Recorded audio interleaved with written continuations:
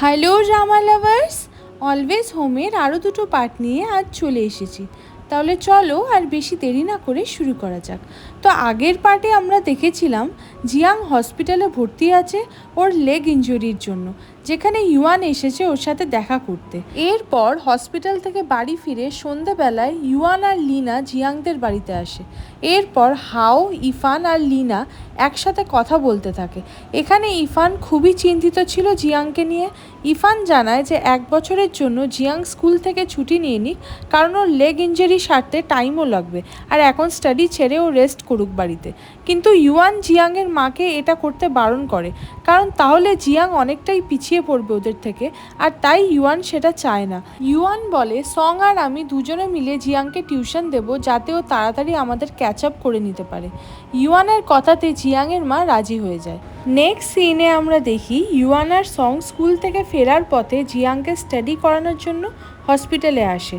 জিয়াংয়ের মুডই থাকতো না পড়াশুনো করার, বাট তবুও ওরা জোর করে জিয়াংকে স্টাডি করাতো। জিয়াংয়ের মুড ভালো করার জন্য কোনো দিন ইউয়ান জিয়াংয়ের জন্য ফ্লাওয়ার্স নিয়ে আসতো, আর সং ফ্রুটস নিয়ে আসতো।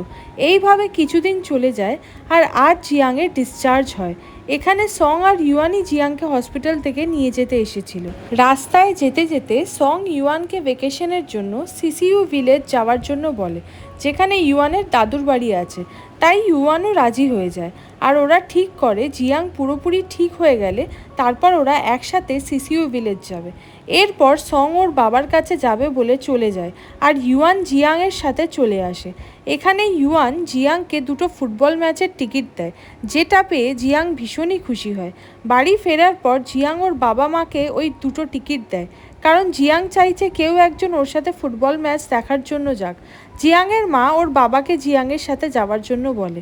এরপর জিয়াং ওর রুমে চলে যায়। এখানে জিয়াংকে এখনও একটা লাঠির সাপোর্ট নিয়ে চলতে হচ্ছিল, কারণ ওর পায়ে এখনও পেন আছে। রুমে জিয়াং ওর ফুটবল প্র্যাকটিসের জিনিসগুলো দেখে ভীষণই ইমোশনাল হয়ে পড়ছিল। নেক্সট ডে জিয়াং একটা রিহ্যাব সেন্টারে যায় ওর রিকভারির জন্য। তখন ওর কোচ ওকে কিছু এক্সারসাইজ করতে বলে, কিন্তু জিয়াং ওর পেনের কারণে কোনো রকম এক্সারসাইজই করতে পারছিল না।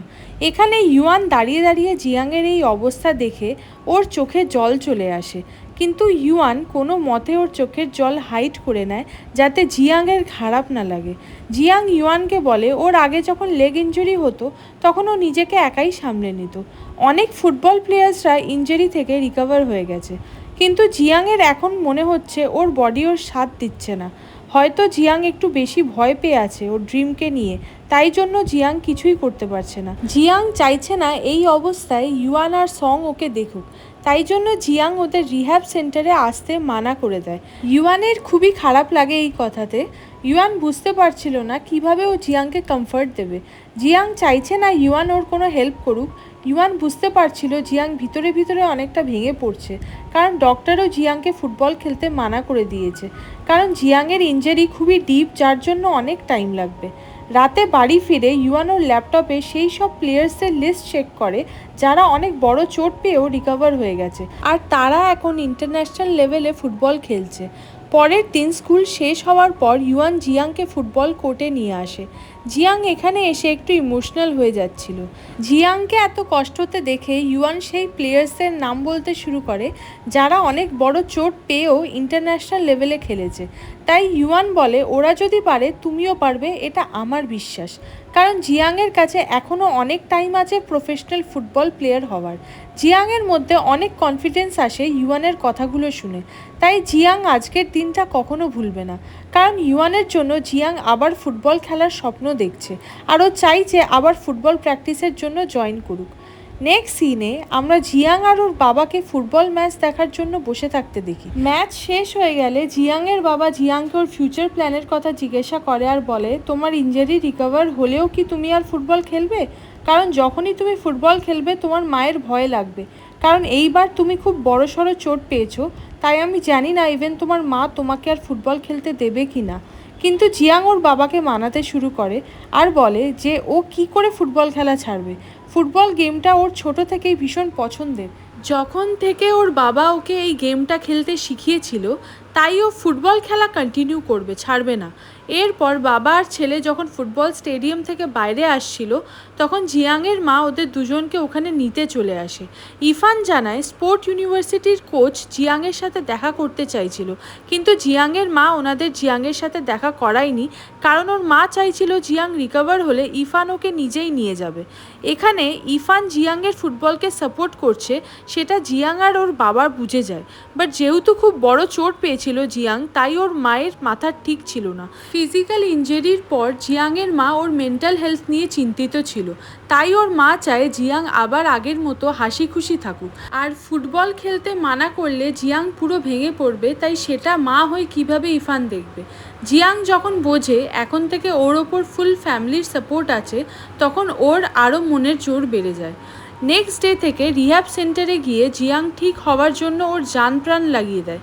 বেশ কিছুদিন কেটে যায়, এখন জিয়াং নর্মাল হয়ে গেছে, ওকে আর লাঠি নিয়েও হাঁটতে হয় না, তাই খুব তাড়াতাড়ি জিয়াং আবারও ফুটবল প্র্যাকটিসের জন্য জয়েন করবে।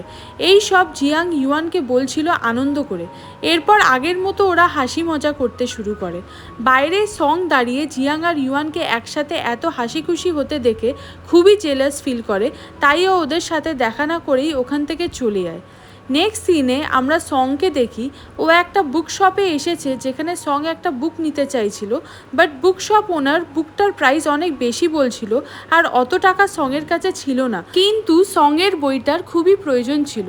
তখন ওখানে শি আসে আর শি পে করতে চায় সঙের বুকটার জন্য, বাট সং নিতে চায় না। তখন শি বলে তুমি আমাকে পরে একদিন টাকা ফেরত করে দিও, নো প্রবলেম। এরপর সং বুকটা নিয়ে নেয়। এরপর বাইরে এসে ওরা হাঁটতে থাকে। সং শিকে বলে ইউয়ানের সাথে মিসআন্ডারস্ট্যান্ডিং ক্লিয়ার করে নিতে, কারণ সং চায় শি আবার যেন ইউয়ানের বেস্ট ফ্রেন্ড হয়ে যায়, বাট শি সংকে বলে ওদের ফ্রেন্ডশিপ আর আগের মতো নেই, তাই এটা আর পসিবল হবে না। শি বলে আমারই ভুল ছিল যে আমি ইউয়ানকে রাগের মাথায় অনেক কিছু বলে ফেলেছিলাম। সং শিকে বলে তোমার আর আমার মধ্যে অনেক বড় ফারাক আছে, কারণ শি ফিলিংস কনফেস করতে পারে বাট সং পারে না। এটা শুনে শি সংকে আই লাইক ইউ বলে, বাট ওদের সামনে যে ব্রিজটা ছিল ঠিক তখন একটা ট্রেন চলে যায়, তাই সেই আওয়াজে সং শিয়ের কথাটা নোটিস করে না। শি এরপর কি বলবে বুঝতে না পেরে সংকে বলে ওকেও সঙের মতো টপ স্টুডেন্ট হতে হবে। এরপর শি সঙের দিকে তাকিয়ে মিষ্টি স্মাইল করে। নেক্সট ডে জিয়াং আর ইউয়ান জিয়াংয়ের মা বাবার সাথে একটা ফুটবল ম্যাচ খেলার জন্য আসে। এখানে স্পোর্টস ইউনিভার্সিটির কোচের সাথে জিয়াংয়ের দেখা হতে চলেছিল, এই জন্য জিয়াং একটু নার্ভাস হচ্ছিল।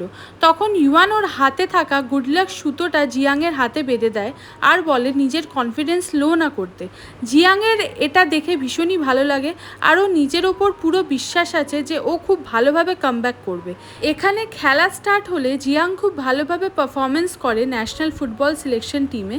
কোচরাও জিয়াংয়ের পারফরমেন্স দেখে অবাক হয়েছিল। এইদিকে ইউয়ান জিয়াংয়ের মা বাবা ওকে চিয়ার আপ করছিল, যার জন্য মনের জোরে জিয়াং ফুটবল রাউন্ডটা কমপ্লিট করে নিয়েছিল। বিকালে বাড়ি ফিরে জিয়াং সংকে দেখা করার জন্য ডাকে ওদের সিক্রেট প্লেসটাতে। এখানে সঙের জিয়াংকে খুবই ডাউন লাগছিল, তাই সং ওকে জিজ্ঞাসা করে কি হয়েছে। জিয়াং সংকে বলে ও আগের মতো ওর বডিতে এনার্জি ফিল করে না, তাই আজ ফুটবল ম্যাচে ও ওর 100% দিতে পারিনি, বরং ও আজ খুবই লোভাবে ম্যাচ খেলেছিল। তাই জিয়াং সংকে বলে ইউয়ানকে কিছু না জানাতে, তাহলে ইউয়ান বেকার টেনশন করবে জিয়াংয়ের জন্য। সং জিয়াংকে বলে ঠিক আছে, ও ইউয়ানকে কিছু বলবে না এই ব্যাপারে। সং জিয়াংকে বোঝায় এত ভেঙে পড়তে না, কারণ কিছুদিনই হয়েছে ওর ইনজারি ঠিক হয়েছে, তাই টাইম লাগবে এখনও। এরপর সং জিয়াংয়ের হাতে একটা রেড সুতো নোটিস করে। সং বুঝে যায় ওটা ইউয়ানই ওকে দিয়েছে, কারণ ইউয়ানের হাতেই এটা সং দেখেছিল।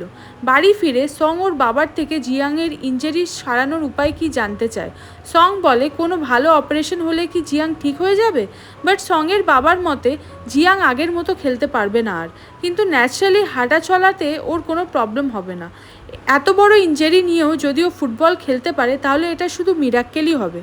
পরের দিন জিয়াং জানতে পারে ওর সিলেকশন ন্যাশনাল ফুটবল টিমে হয়নি। এটা শুনে জিয়াংয়ের খুবই খারাপ লাগে। এরপর ওখানে ইউয়ান চলে আসে। ইউয়ান জিয়াংকে দেখে বুঝেই গেছিল যে জিয়াংয়ের সিলেকশন হয়নি, তবুও জিয়াং ইউয়ানকে থ্যাংক ইউ বলে, কারণ ওর ইনজারি থেকে আজ অবধি ইউয়ানই সব থেকে বেশি কেয়ার করেছে জিয়াংয়ের। নেক্সট সিনে আমরা শিকে দেখি শি রাইটিং কম্পিটিশনে ফেল হয়ে গেছিল। এখানে শিয়ের মা এসে ওর লেখাগুলোকে নিয়ে ওকে ক্রিটিসাইজ করতে থাকে, বাট শি চায় ওর মা অন্যদের মায়ের মতো ওকে সাপোর্ট আর কমফর্ট করুক, বাট শিয়ের মা ওকে খালি ক্রিটিসাইজ করে। শিয়ের মায়ের মতে উনি শিকে কোনো মিথ্যে হোপ দিতে চায় না যাতে ও এই দুনিয়াতে সার্ভাইভ করতে পারে একাই। নেক্সট ডে যখন সেকেন্ড সেমিস্টারের সায়েন্স ক্লাস চলছিল তখন সংকে টিচার্স রুমে ডেকে পাঠানো হয়। সং, জিয়াং আর ইউয়ান কেউই বুঝতে পারছিল না যে কী এমন হলো যে সংকে টিচার্স রুমে ডাকছে টিচার। কিছুক্ষণ বাদে আমরা দেখতে পাই যে সং হসপিটালে এসেছে কারণ ওর মায়ের অ্যাক্সিডেন্ট হয়েছে, এই জন্য ওকে টিচার রুমে ডাকা হয়েছিল। এরপর সঙের বাবা সংকে জানায় যে ওর মা যখন ডিউটিতে ছিল তখন একটা পেশেন্ট ভর্তির জন্য আসে। ডক্টর ভর্তি নেওয়ার পর পেশেন্টটি রিকভার হচ্ছিল, বাট তার ফ্যামিলি ভাবছিল ওদের পেশেন্টের অবস্থা ভালো না। এই নিয়ে আর্গুমেন্ট হচ্ছিল নার্সদের মধ্যে। তখন হাও ওদের থামানোর চেষ্টা করছিল, বাট পেশেন্টের একজন বাড়ির লোক তোমার মাকে সজোরে ধাক্কা মারে এবং তোমার মায়ের কপাল একটা বেডের সাথে ধাক্কা লাগে। মাথায় খুব জোরে আঘাতের কারণে তোমার মা কোমাতে চলে গেছে। রাতে বাড়ি ফিরে ইউয়ান ও ওর মায়ের থেকে জানতে পারে সঙের মায়ের ব্যাপারে। এরপর ইউয়ান ওর মায়ের সাথে হসপিটালে আসে হাওয়ের অবস্থা কেমন জানার জন্য। ওরা হাওকে দেখতে চাইছিল, বাট ডক্টর বাইরের কাউকে হাওয়ের কাছে যাওয়ার পারমিশন দিচ্ছিল না। এইদিকে সঙও বাড়ি ফিরতে চাইছিল না, আর ও স্কুল থেকে আসার পর থেকে কিছুই খায়নি। এই জন্য ইউয়ানের মা সঙের বাবার সাথে কিছু খাবার আনতে চলে যায়। এরপর ইউয়ান সঙের সাথে ছিল। সং কখনো স্বপ্নেও ভাবেনি যে ওর মাকে ও এই অবস্থাতে দেখবে। সং কোনো মতে ওর মাকে হারাতে পারবে না। ইউয়ান সংকে শান্ত করার জন্য ওর পাশে বসে ওর একটা চাইল্ডহুড ইনসিডেন্টের ব্যাপারে বলতে থাকে। ইউয়ান বলে, ছোটবেলায় এমন একদিন আমাকে হসপিটালে ভর্তি করা হয়েছিল। অনেকগুলো মাস আমাকে হসপিটালে কাটাতে হয়েছিল একটা রোগের কারণে। আমি আজও জানি না তখন আমার ঠিক কী হয়েছিল, শুধু এটা জানি যে তখন আমার মা বাবা সবাই আমার কথা ভেবে কান্নাকাটি করতো আর সবসময় দুঃখে থাকতো। তখন ইউয়ানেরও ভালো লাগতো না ওর মা বাবাকে এমন মনমরা দেখতে, তাই জন্য ইউয়ানও হাসি খুশি থাকতে পারতো না আর খুবই খারাপ লাগতো ওর। এমনই আজ হাও আন্টির অবস্থা। আমরা যদি সবাই হাও আন্টির জন্য কান্নাকাটি বা মন খারাপ করি তাহলে হাও আন্টিও খুশি থাকতে পারবে না আমাদের এমন দেখে। এই টাইমে হাও আন্টিকে হাসি খুশি রাখা সব থেকে বেশি জরুরি। এখানে সং বুঝতে পারছিল ইউয়ান চায় না সং বেশি টেনশন করুক ওর মাকে নিয়ে, কারণ আস্তে আস্তে ওর মা সুস্থ হয়েই যাবে। সো হাই ড্রামা লাভার্স, এখানেই দুটো পার্ট শেষ হলো। সো প্লিজ সাবস্ক্রাইব করে রেখো, তাহলে তোমরা নেক্সট পার্টের নোটিফিকেশনটা সবার আগে পেয়ে যাবে। তো দেখা হচ্ছে নেক্সট একটা ভিডিও নিয়ে। বাই।